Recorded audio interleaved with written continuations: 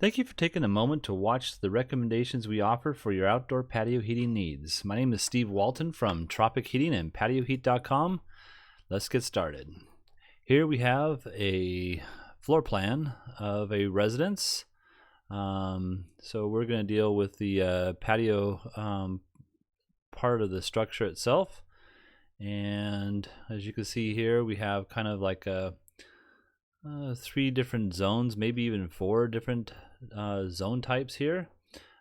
First of all, I'm gonna just go ahead and just get rid of the bottom section here, so it kind of cleans things up a little bit. So there goes the floor plan, and yeah, so you'll see that we have 3 different zones. We have possibly a dining area, reclining area here, a bar area over here, and of course maybe a service area here or prepping area. So those are kind of the areas that we're going to be dealing with. Excuse me. This flat roof that we have here, or flat ceiling, and let's go ahead and look at our dimensions here.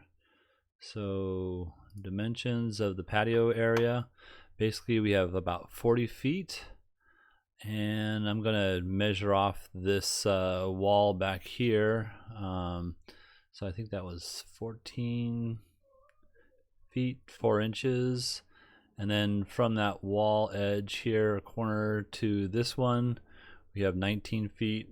Here we have 12-foot depth here, and I think that's all we need. Oh, we have a ceiling height of 8 foot 6 inches.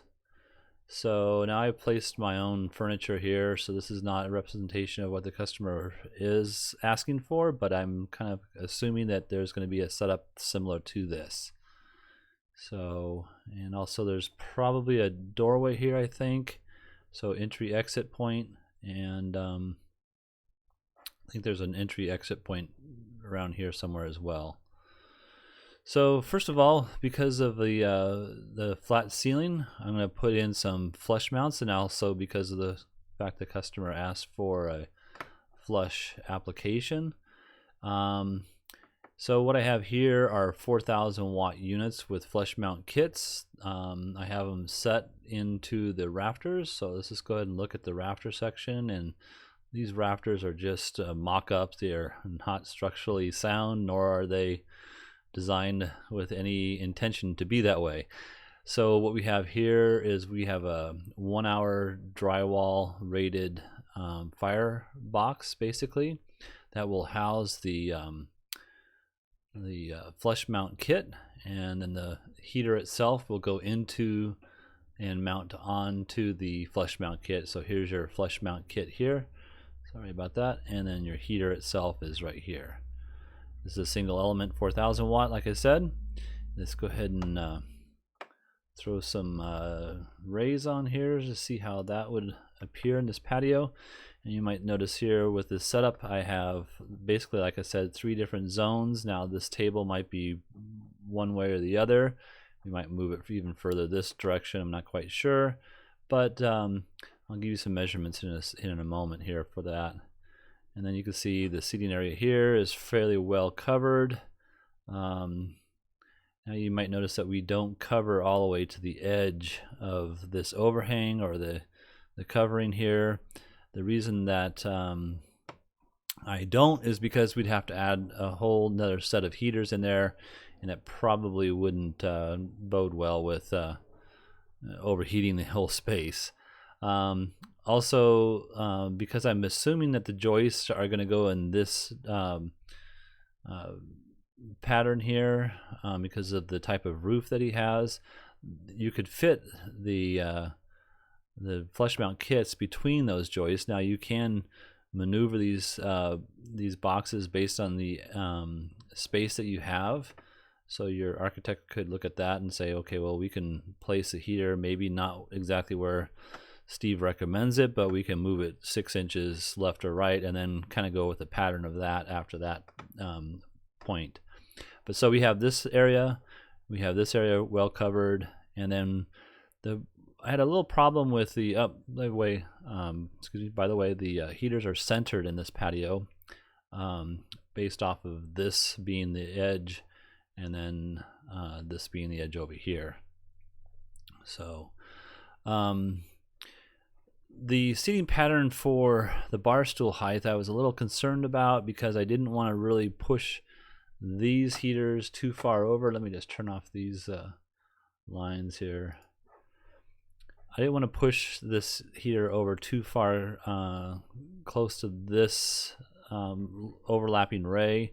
We have about a foot of overlap right here, but these are bar stool seating heights area over here, so this might be a little bit more intense, so you would definitely want to consider the control system for this, and or possibly a 3000 watt. This here might be just overkill, not needed at all. I'm not quite sure what this space over here is going to be utilized for. It could be like a little dinette area as well, because I know there's a like a little dining space right inside of this wall here, breakfast nook area. So in any case, this might be overkill, not needed. You could just eliminate that.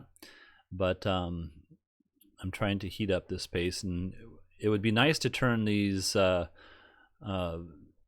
degrees here if I could, so that my ray would travel this direction. I'm just not quite sure if the joists are going to allow us to do that, or it would be just a lot easier and we wouldn't have to worry about redesigning the structural aspect of the property to fit these in. So I have them lined up this way. But yeah, maybe possibly eliminating this last heater here. Let me just go ahead with these dimensions I have for the heaters. Excuse me. So the center of this first heater is 6 foot off the edge of this wall. The next heater from that is 6 feet. The next heater from that is 6 foot. And then I'm traveling about almost 12 feet, so 11 feet 10 inches to the center of this heater. And then from that heater to the next is 6 foot 2. That might be a little off. I have 4 feet from this edge over here. So you might be able to move this. These measurements can be fluctuated easily by 6 inches, no problem, without much of a change on the output. And you'll notice here I have the distance from center, this heater here, to this heater here at that 9 feet 1 inch essentially. And then of course about 8 foot 10 inches or 9 feet here as well. I'd like a little bit more overlap probably over here, but I was trying to stretch this heater to the left a little bit more. So as far as zoning, you can have a single zone above the table, and then maybe another zone for the outside too, so that you could run these heaters separately if you had just a small group. And oh, by the way, I wanted you to see that we do have this nice overlapping 1 foot here, and that's why we have the 6 foot distance apart.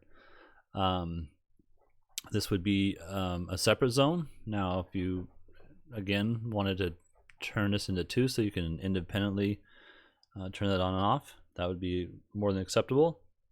And then of course the bar and prep area would be another zone. And I would really recommend going with a control system for this, so that you could put a 4000 watt in there and then turn it all the way up, or turn it halfway, so that when you're sitting up higher you get a little bit more warmer. So, and if I didn't point it out already, I guess I don't have it here, but yeah, I did center this heater within that space. Here, let's just put that on there real quick. I think I can get this on here pretty quickly. Oops.